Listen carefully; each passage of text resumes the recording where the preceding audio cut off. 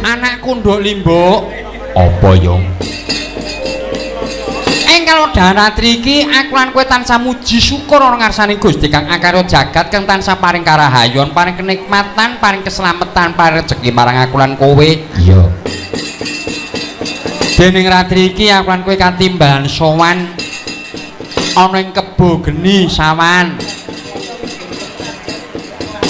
Juwiring Klaten Jawa Tengah, Nduk. Oh iya.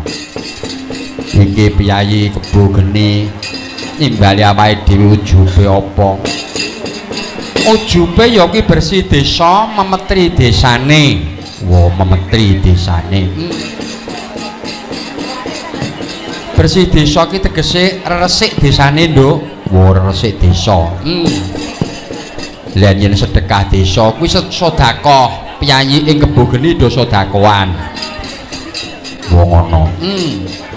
Lah yen memetri desa kuwi tandurane ben ora ana ama. Karepe ngono ning iki rada beda nduk taun iki. Wo tandurane Piyayi Tani daerah Juwiran kene ya daerah kebo geni sawan. Juwiran kuwi lagi kena ama. Ama apa? Tikus. Wo ngono. Iki tikuse dadi pageblok iki, Nduk. Wo iki pageblok. Mesake Piyayi Tani. Wo, lah carane ngilangi tikus iki nek miturut saka kowe kepiye? Ngene. Iki petungku lho, Nduk. Wo iya, aku ki wong Jawa. Wo kuwi wong Jawa. Aku dilairke karo Gusti Allah kuwi dilairke eneng Jawa. Wo, aku ora dilairke ning Arab, ora dilairke ana Australia utawa Amerika, ning dilairke ning Jawa. Dadi pitunge wong Jawa aja ditinggalke. Wo ngono. Carane piye? Supaya tanduran iki ben aman ora ana ama nek jaman mbah-mbah dhewe mbiyen. Wo iya. Nek arep wiwit tandur kuwi, Heeh. kuwi mbahe kuwi ndonga ning galengan kae nganggo ndok karo uyah karo brambang bawang karo lombok. Wo, diadai apa? Diadai takir nek mbahe mbiyen. Ngono kae. Terus mbahe ndonga kuwi arep wiwit tandur. Donga. Ndonga ngersane sing gawe urip Fatihah ping 7. Terus ndonga ya Allah, mugi tanduran kula sae mboten enten ama sing mangan tanduran kula. Ngono kuwi mbahe kae ngono kuwi. Nggih. Dadi nggo takir kae isine ndok ngono kae ora musyrik. Musyrik dasmu kuwi apa? Apa demit iki doyan ndok apa piye? Oh ngono. Kae iki ndonga. Kuwi arepe syukur maringi pangan wujude ndok, lombok, brambang bawang iki syukur ngersane sing gawe urip. Oh ngono. Dadi kabeh iki nganggo donga, Wo. Lah engko nek wis arep panen, iya, pari wis ndingklung ngono kae, arep dipanen kuwi mau mbah iki nyulik. Nyulik kuwi kaya liwet kae. Oh, dudu kuwi. Tegese nyulik ning sawah ki mau tandurane kuwi mau ya parine kuwi mau di ret sak gegem nek mbiyen diani-ani nek saiki diret nganggo arit kuwi mung sak gegem bae. Ngaturke penuwun, syukur ana ngersane sing gawe urip ya Allah. Matur sembah nuwun dene tanduran kula sakmenika sae-sae peparingi panjenengan ngono. Kabeh iki nganggo petung, nganggo tembung. Wo ngono. Karo sing menehi ora mujer tondar tandur ae. Wis ora nganggo petung blas, Ora nganggo petung blas kok piye? Ngono. Dadi tandur ki ya nganggo petung mangsa. Wong nganggo mangsa. Kowe ngethok pring. Ya. Ngethok pring ngono kae nek ora nganggo mangsa mangan totor, mudeng kowe. Oh, iya ya nek ora nganggo mangsa sing pas ngono pangan totor. Kowe arep gawa dagelan anu wedok, kowe nek ora nganggo mangsa lakon dagelane meteng lho. Oh, ngono. Kuwi ya padha wae. Padha wae ngono kuwi. Oh, ngono. Oh, dadi nganggo petung ngono kuwi. Nganggo petung. Oh iya. Kuwi jaman mbah-mbah dhewe ndak. Terus arep tandur kuwi mau? Iya, arep tandur kuwi mau piye? kuwi sawahe disebari sego loyang. Sego loyang iki sego apa? Sego aking. Sego loyang iki tegese sego sing wingi teko esuk kuwi dipemit terus garing ngono kae sebar ning sawah. Lah ngono kae di anu nduk, di apa tegese ditembung meneh Nganggo donga meneh. nganggo donga terus nganggo omong. Tikus kowe aja mangan tanduraku. Kowe tak pakani wujude sego loyang. Ngono. Cobanen. Wah, ngono. Wah, mergo tikus Tikus kuwi ya enek sing angon. wah ngono. Mulang dipateni siji tumbuh 10 dipateni dadi 100 dipateni dadi 1000. Iya. Mula dipangani nganggo sego loyang ku mau ndalah ya ora mangan tanduran cobanen lho. Wah. Iki jenenge aku ki nganggo petung ngono kuwi. Wah, ngono ya, Mas. Wis to ke dawuhmu, Mas.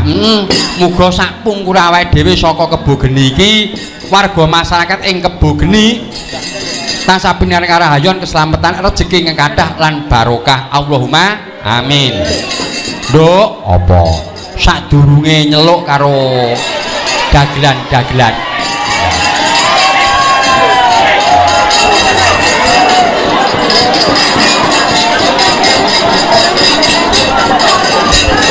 Lah wayange urung ana apa-apa kok wis njaba wis rame sik. Iya. Apa, Mas? Ora ngerti ndung njaba kono enek keamanan. Oh ya. Aku arep anu nduk, ya kuwi ndangu karo Pak Yono. Pak Yono kuwi sapa? Pak Yono kuwi pensiunan tentara. Oh. Digawe munggah panggung kene. Sing seplune aku mung kepengin ya kuwi mau kepengin takon nggonku mayang ning kene ping pira. Oh, ngono. Monggo Pak Yono, Pak Dan Ramil saiki wis pensiun, biyen Pak Komandan. Oh, ngono. Monggo. Todok. Halo guys. Wah, halo guys. Ya, saya. Ya saya Kabarnya gimana, saya? Peli. Apa kuwi peli? Apa kuwi, Rek? Apik sekali. Wah, alah itu wis deg-degan. Lah ngopo? Ngerti pek karo Li iki mau. Oh, ki anu mbok gandeng sekedap iki Pak Dan Ramil, Pak Yono, iki andangu karo Pak Yono. Oh, nggih. Jaine rawuh. Monggo, Monggo Pak Yono mriki Pak Yono. Pak Lurah. Wong Oke, monggo Pak Lurah. Nggih. Nggih. piyayine mau Monggo. ning kono lho. Ah niki Wah, piyayine. kuwi Pak Lurah Pak neh. Lurah. Pak Lurah Santoso. Heeh, Pak Lurah Santoso, ya. Monggo Pak Lurah tindak mriki. Nggih. Sing Guyub jenenge rukune warga masyarakat Sawan kene. Ya. Kebo Geni. Kebo Geni. Heeh, kebo. Apa? Ah, kebo ki sregep sinau ben ora bodho. Oh, kebo. Geni iki panas. Geni ki panas. Nah. Nggih, Monggo. monggo Jenengan aturi iki sapa, Pak Lurah. Oh, Pak Lurah, Pak Yono urung rawuh. Oh, padha lurahe monggo Pak kumpul mriki. Nah. Sing brengosen mah lho, Reng. Ah. Oh, kabele ampun didemok niku gereng. Lah, Pripun niki sekecane? anu, Reng. Pripun, Bos? Kowe mau karo Mbok Ganden apa bareng? Bareng, Bos. Gak aku sok ben enek anu golek dagelan aja karo iki, Bos. Lah apa? Manja. Lah ngapa lah? Kok iso manja? Numpak montore lawang kon bukake wis nunut lho. Medun ya kon bukake, munggah kon bukake. Oh ngono ki mbok ya. Ora manja wong lawang nggon namu ki ora dibuka kok jero ya ora iso wong esele rusak. Aja mbok blakake ngono kuwi aku ya isin to jenenge mbok gandeng kok ya montore ngono ki aku ya isin to Mas. Walah awake dhewe ki Pak Tengkleng kowe aku ki golongan seniman anggur. Kok anggur iki lho. Orang tua. Wah lah kowe sing nyawang kurang permono. Ora permono piye? Ya wong kaya ngene kok wong tua lho ngene iki nggo dolanan jek mening lho Pak Dak Gede. Lelelelele kowe mau ora ngerti Pak Piye? Nardi, Pak Pak polisi nang kono mau. Oh, Pak Mardi. Pak Mardi mau Pak- ora mudeng. Heeh. Lha lah nek karo aku piye? Piye? Ya ora piye-piye kok. Lho wong ora piye-piye kok dikandhake. Ayo gen Ah, kene iya. sombonge ning ngarep ngono. Iso nggo contoh warga masyarakat liyane. Iya. Nyatane ning Kebo Geni kaya ngene bersih desa ki ramene kaya ngene. Lah iya. Padahal setahun pek pindho lho. Ngene iki. Pisan. Pisan. Pisan to. Kuwi ning ketos ping pindho. Ya mbok menawa nek kene ya iya ngono lho, Bos. Dadine mathuk to, mathuk. Ya engko karek iki anu engko methuki kentuane. Ketua. Ketua. Kok kentua? Ketua. Kowe iki piye to, Den? Omongi wae sing tetho ngono. Nek ketua iki kaya sekolahan. Ketuane sapa? Nek ngene iki gak kentua saking ketua wis ketua banget ngono lho. Oh, wis tuwa. Saking wis ketua banget ngene kentua. Saking bangete. Saking bangete kaya nek ayu ngono ki lak nek biasa kan mung ayu. Lah saking ayu banget asu banget ngono. Bajan kaya ngene desa sing gemah ripah loh jinawi. Tenan kok Nyatane nek tetembungan ing ngarsa sung tulodo, ing madya mangun wirya, mangun karsa. lah yo ki kancane wirya. Iya. Tutwuri bebayani, handayani turu. Handayani yo dadi pimpinan iso nggo contoh sing dipimpin. Iya, tutwuri handayani. Tutwuri handayani. Apa-apa gegayuhane warga masyarakat ana ing Kebo Geni kene muga-muga saged kasembatan kalaksanan dadosaken masyarakat ingkang baldatun thayyibatun warabun ghafur. Rawe-rawe rantas malang-malang putung. Iya. Sedumuk Bawuk bathuk. Sedumuk bathuk. Sedumuk bathuk. Kowe iki wong wedok ya. Napa? Sedumuk bathuk. Rumasamu ki bawuk ki rusuh. Lho, ora rusuh lho. Ora rusuh. Lah kowe lak ya disengeni karo seniman-seniman biyen. Saiki ki ana gending lho, kukur kukur bawuk. Apa cucur bawuk? Cucur bawuk. Terus ana critane nggon tipi-tipi kuwi eneng kuncung bawuk lho. Ha iki ki pinter-pinter putu kowe pinter banget lho. Kan bar nonton nggon kuncung bawuk ki to. Lah, kuwi langsung aku kon gambarke lho. Tak gambarke matahari moh. Tak gambarke kebo moh, tak gambarke sapi moh. Kon gambarke kuncung bawuk ki mau mbok tak gambarke dadi ki. Lho, Ti, kok bawuke nek kuncunge. Dadine jebule ki kuwi ora rusuh. Oh. Ngono lho. Aku turun ratap. Lah kowe mau sedumuk bathuk senyari bumi. Wong ya kleru. Jenenge dagelan anggur kok ya. Lah kowe ki ora dadi bintang tamu tenan kowe. Penggemarmu ning kene luar biasa. Oke. Lagi teko sing njaluk foto. Wah, mbok ganden. Aku yang gumun to neng. Padane ngomahe doyak-oyak mendring lho. Ya perkara kowe iki doyak-oyak mendring ning kene iki aja mbok ucapke. Dikira seniman tipis. Lho, jenenge wong blak kotang terus terang, ya to? Wong utange wis ndrendel ngomong ora nduk tangleling. Wah, pas neng mall kuwi cegat. Lho, cegat Mas Adi lho aku. Wah, Mas Adi anu kae. Adira. Adira. Lho kok isine mung sanggeman tok. Pokoke anggere aku liwat nggon ngene iki tanggapan anggere nek wong nggawa tas dicangklongke ngene aku wis neratap. Terus numpak Honda Win. Pak Honda Win. Piyai sakmene matur nuwun nggih Pak Bu. Wah. Apa penghargaan Pak Tengkleng luar biasa. Mbok gandeng lagi rono wis ten security wis diawal. Wah, mbok gandeng. Lah jenengan nyritakne niki oma tikus wau. Lah kula ten burine mbok gandeng to. Lah kuwi omone. Wis sik ning kono. Nek sadurunge cedhak ngene Pak polisi-polisi mau jare gareng. Lah kok upin-ipin. Mulane ya kuwi ndene awake dhewe iki ning kene iki disubya-subya. Tenan. Nyatane ya ning omah ki tangga teparoe ora ngluruhi. Ning kuwi ya tenan. Gue kabeh ngejak rame. Apa? Ya nagih utang ki mau, Bos. Ki piyai sakmene kae madhep ngarep kabeh. Ora elok. Reng, kowe kenal Mbok Ganden apa Mbok Ganden pimpin praman wis kenal kowe, Dek? Ya wis jaman aku jek ciut. Lah niki dek cilik sing ngedusi kula. Kok lah, jaman jek cilik adusi cilik niku sing ngedusi kula. Niki kelas 3 SD kula kelas 6 kula dusi. Basa tuwek tak dusi ra gelem. Ora sudi. Basa ngene kan mbok dusi kok ya ingin. Ora kok kowe tembungmu kok jaman isih ciut ngene ciut piye maksudnya? Lho, jaman ngene iki lho cek kaya iki lho sinden iki lho. Niki. Kaya dalan. ngene iki. Dadine cek ciut ngene iki. Dadine ngono lah tenan, Bos. Aku mbiyen ki lho anggere kanggo ning daerah Wadem ngono alhamdulillah, Bos. Tenan. Apa? Diperkosa wong 4. Den. Kuwi jenenge aib wadi. Lha kok malah mbok cerita-critakne. Lha jaman semono diperkosa kok bangga ki. Lha jenenge wong lho wong cantik ki ya ngono kuwi. Lah cak koclok kowe iki. Lah ngoke sing ingin kan bangga ya, Bos. Heeh, bener. Dalange ki aku mbiyen jaman ronda aku nek ra sontek. Lho lah nek ra kabeh kuwi nginclik kayuan kok. Kuwi Dadi kuwi apa aku jaman semono ronda 17 tahun kabeh lho aku yoan. Lho, rondo kok 17 tahun. lho jagane engko nenek yoga sing ingin. Oh, lak wis enek penangkale ya to. Rondo. Nah, ngono. Rondo kok suntik ya. Iya. Lho, tandane engko nenek pageblok. Wes diake. Gumun jenenge iki ya nderek dedonga ya, Den.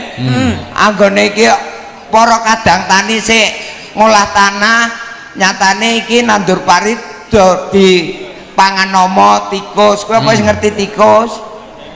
Tikus? Heeh. Ya ngerti tikus kok ya ora. Yen tikus siji ki sikile pira? Tikus siji ki sikile ya 4. Yen rong tikus. Rong tikus sikile 8. Berarti ki wong ora ngerti tikus. Ya kok iso? Tikus siji sikile pira? 4. Yen rong tikus. Loro. Rong tikus ki ya 8 nek rong tikus ki loro dadi 8. Alah. Yen tikus siji ki sikile 4. Rong tikus ki bunder. Bolong kok sikile 4. Rong tikus lho. Ronge. Oh, alah. Ning mburi ya. Iya kok, Pak? Patun ndasmu yo. Aku arep tekon karo Pak Tengkleng. Apa? Iwak tikus karo iwak wedhus enak ndi? Ya nang wedhus. Oh, berarti wis tau mangan iwak tikus. Lah nek iso bedakne rasane. Oh, iwak tikus karo iwak. Oh, alah aku mudeng. Lah piye ta? Lagi dong. Lagi dong jebule ki iwak wedhus karo iwak tikus ki enak iwak. Enak iwak wedhus. Jarene Pak Tengkleng. Lah jaremu? Jaremu enak apa? Aku mbong ngerti urung tawuk. Pengen apa piye? Pengen. Wingi enek letong to ora? Iya. Kandhane niki tak kandhani. Juragan sapi. Iya. Enek letong sak piring to. Iya. Kuwi mbok tunggoni apa mbok tinggal lunga? Tak tinggal lunga mambu. Alah jikok piring neh ya kowe. Mbok tinggal lunga kan jikok piring neh. Tak tunggoni. Alah omong jenenge letong kok ya mbok tunggoni apa semelange tak jaluk moh entekno dhewe. Letong mbok ning kene rembukan nggon bersih desa panganan turah. Kok rembuk letong, Bos? Apa? Rembuk letong. Letong ki enak ora, Bos? Ya ora enak. Oh, wis tau mangan. Iki ya tunggale. Iki ya tunggale iki. Tunggale kulino letong iki. Kulano iso tuku apa-apa lha kok panganan. Lah iya.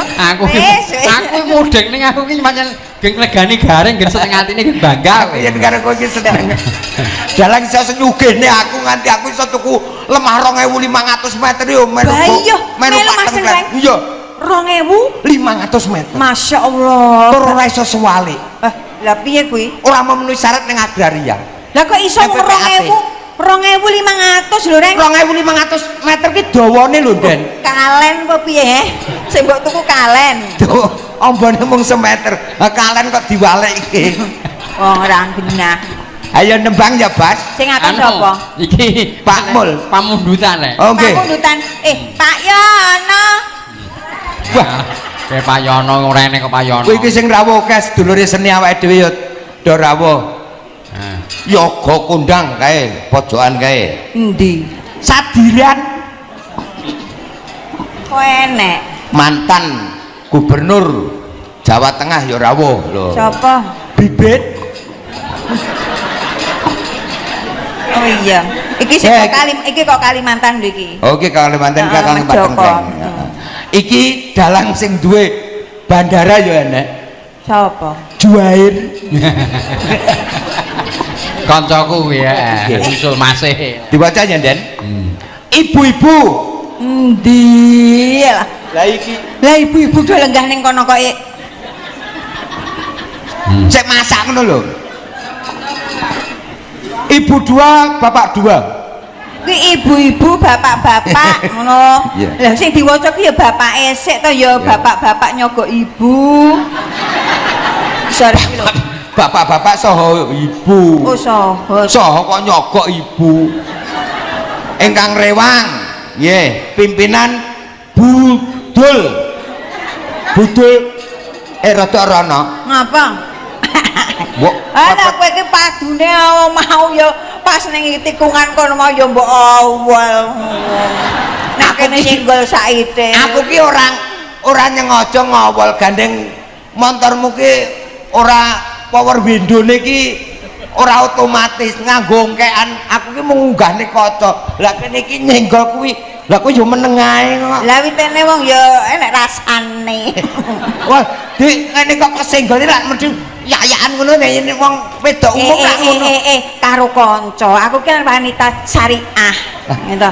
Wanita syariah kene ngunggahne kaca, sikutku nyenggolku ki malah ngene iki. Lah gilane. Lha kaya kowe padake. Budul Rahman. Nyuwun gendeng. Gendeng. Gendeng ya gendeng. Gendeng. Tembang kangen. Nomor kalih entit. Entit. Wah iki kok kon pramen entit Den. Entit ngono kan Den. Bener entit apa? Oh iya, kedaturke. Nggih. Niki enten kowe benake apa to kuwi, Reng? Anu, Mas, tulung Mas, benakno ki Mas. Mbok gandhen ki copot ki lho Mas. Lho benake biasane ora mung benake tok ya gelem kok Mas ki lho. Dalan kok geleman. Mbok yo ngongkon yoga piye? Yoga kaperbawan lho. Yoga ki lah cekelane pirang-pirang ki nek mung kon kene tok terus teko ngendi-endi. Reng, sogono Reng. Kuwi jane benake apa? Ya. Iki meneng nganggo perasaan. Oh alah lah, wong lebone do bundele kok. Wah. Hai, iki diaturake tetembangan iki. Oh sik ah. Lah iki jane nek apa to, Den? Iki kok nek gredek teko kene ngono ki lho. Walah. Anu pangapunten nggih Bu, Pak. Muncul. Piye Reng? Wong wedok ora primpen, ora rapet. Mbok ya diateko. Oh, iso ucul ki piye anu? Lah ya sinden syariah kok nganti bledhe meneng. Lah apa kowe mau? Mesti mbok ning motor mesti mbok kapak-kapake Reng, mesti modar mesti mbok kapak-kapake. Lho pripun? Ning motor ki mbok gandeng mesti mbok kapak-kapake. Kok ngapa-ngapake malah diler kok. Kaya wong ngeler sego kanya Reng pulu ana. Kapan-kapan wae awakku rada ora patek sekeca wae. Ya, diaturke. Ya nek kowe iki ora marem sik maca.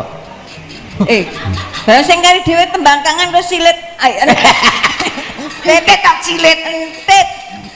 Iki tulisane ora entit ya. Apa? Entet. Apa iki entit? Mbuh yo apa iki? Budul Ratman. Oh nggih. Nah, Kuwi sing masak. sing masak. Ya. Turutono. Nggih. Turutono tembang kangen. Tembang kangen. Anu untet. Entit. Lah entet sik. Entit sik. Iki nggo kadang tani. Mitering rat monggo Bas. Mitering rat gak mono. Nggih. Ndang kowe kuwi. Moji-roji. Ya. Mitering rat. Nggih. Mitering rat. Bismillahirrahmanirrahim.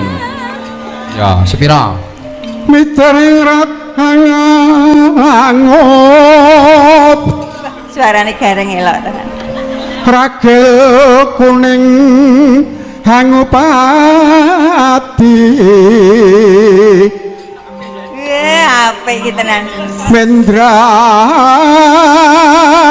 me panji hasmara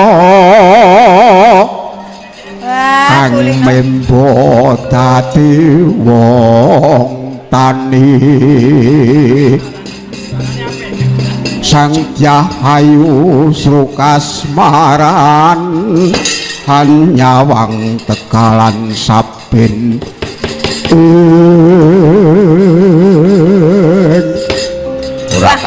ora kalah karo suarane Pak Tengkleng melu Pak Tengkleng lah yo melu Mas Tengkleng ngono nek suaramu apik enak lah kuwi dadi adaptasi jan iki songo balene ya ora nggih niku sing ngeki nada mau sapa to sing nyuara sik dhewe mau sampean lho tuwaku sampene dienggo cilik baleni meneh ro cilik sepiro midering rat nah sakmono kuwi midering rat hangelangot upama ora dalange tak pacul ragil kuning ngupati mendra me panji asmara kang membo dadi wong tani Sruk asmaran hanyawang Tegalan saben ngono kuwi ngono nonane nonano mojiro jinamro ya was mawar sang panci si ente tekan nami andang go Tegalan bidang pisan rakit kuning yakti dan tanah Bali sang panci rendang si ente kang lagi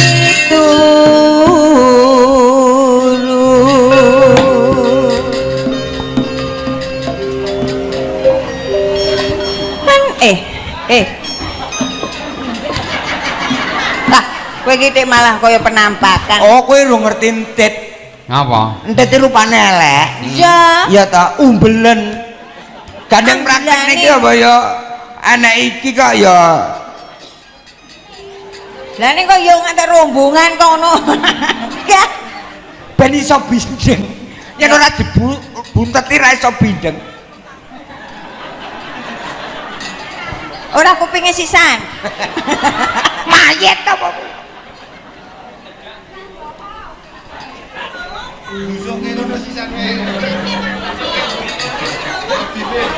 kuwi ora mau blusuk ke irung blusuk no liyane ngono apa nggon kuping ngono heeh ya kok ditekoki ora krungu kupinge di supeli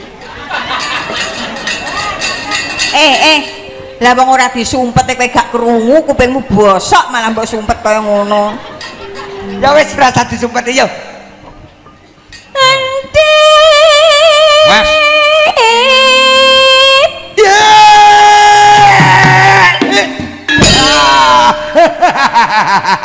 ana apa Cahayu ana apa tengok-tengok karo entet yen kurang bindeng ora bos kurang bindeng Anak apa Cahayu? Anak apa kok tengok-tengok? aku tekan apa nen nang ana entut yo entet to yo Anak tekan apa nang il kuning? aku tekan ya Matamu dhewe blalak-blalak. Tekan apa Cahayu? sing nandur Nek nandur aku. urung lho kaya ngono kok kupingan disumpeli sing nandur nandur terong mlungker bengkerak enek semute ana nyemute ana nyemute kuwi sapa entit mlungker ana nyemute iya Nandur aku ya ya. Pen ya ya. Nandur aku ya ya. Pen ya ya. Kemangan entit aku mung takon bae lah guaan bae aku malah risih aku nyawang. Aku dhewe ya ibu e. Aku mung takon wae kok. Lah mu ning on wae kowe ya omong prak sing prak yo wae ning wingi nerong wingi tandun aku. Iki apa tanduran-tanduran ning kiwa tengen kene yen tandun aku. Heeh.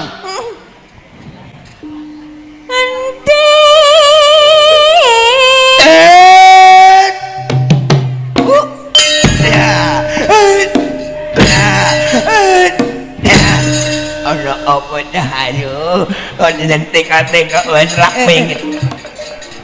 Mah aku nek nafsu ngono kuwi. Ya ngene pramen le ya menjiwai ngono. Ya menjiwai wong iku urung wayahe kok. Iki jek tekon-tekon soal gabrus-gabrus. Aku nyelak pengin kowe ayu tenan ora ngene. Kena ayu timbange bojomu kae. Wis ombo, gingsul sak cangkem.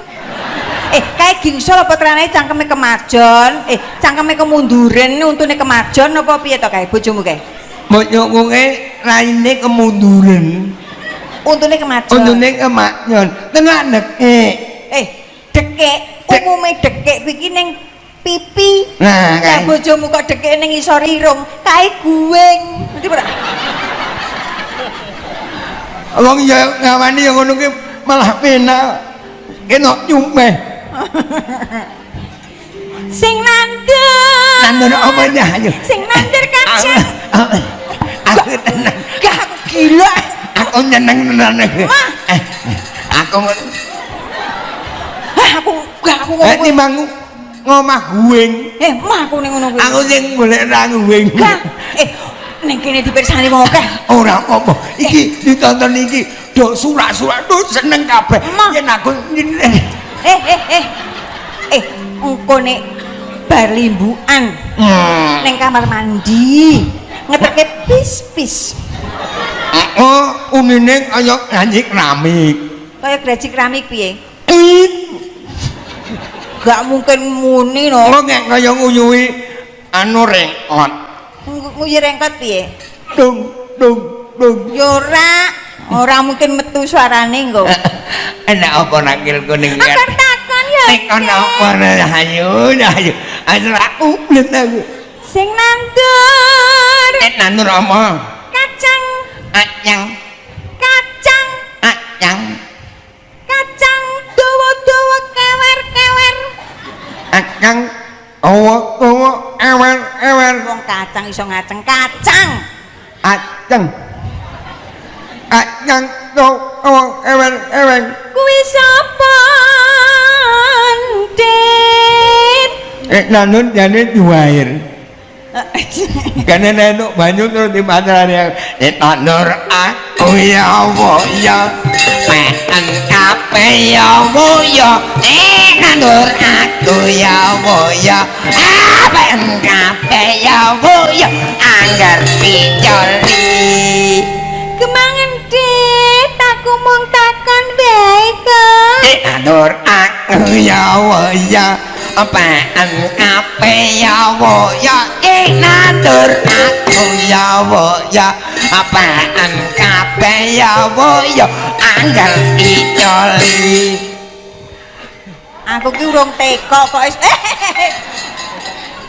jan kowe ngelak ora tok aku wae nditer tok aku wae etok kuwi oh iki to nggone Mas Joko wah kok sik wah ora omong-omong wae ya wong jenenge ngapunten bos ngelak ngombe ya anu kok Reng aku ane ra legi blas gak legi weh yo iki ra legi aku wae iki aku ora ono le mineral ono li mineral heeh iya ta ora legi yo napa yo enek li mineral kok legi tak kira kok kari yo aku demen yo ngene iki weh iki le mineral to ora legi lho le mineral air mineral kon legi lah terus anu tak kira pokari panitiane iki perkewus terus aku diteri pokari hal ngombe pokari terus teko omah kerokan kok gua lah terus tak ombe pokarine tak ombe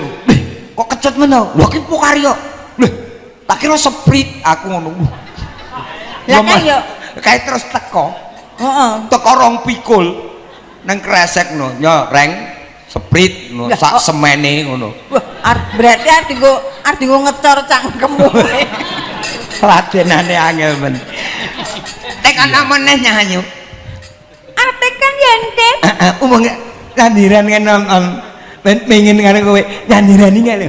Yo ngene pan panggung Darmono nyandiran. Iya nonton ta. Nonton heeh. Apa ora payu? Oh, dipecat. Ora. Ora. Iya. Sing nandun. Tanur. Bligo. Niku. Bligo cilik ning ngajengan. Niku nyine. Nengat jangan. Bligo. Bliku. Bligo. Bliku. Bligo kowe. Bliku. Bligo cilik ning ngajengan. Bliku cilik ning acengan. Kuwi Bindeng kok ya. ya bindeng-bindeng kowe iki wis to. Kowe iki ora usah mikir piye-piye ya to wong aku karo kowe iki kanca. Wong nyatane ya cilik lho kemaki. Iya. Bliku cilik ning acengan nanur aku. Oh. Nanur aku ya wo ya. Alah men ngape yo yo ya nandur Aku ya wo ya. apaan kape ya wo ya angger dicoli. Ah kesele bindeng Heh? ngomong biasa bos kesel Kesel. ning cangkel kesel wong ora biasane ngomong bindeng Ngajo keju kok. ah iya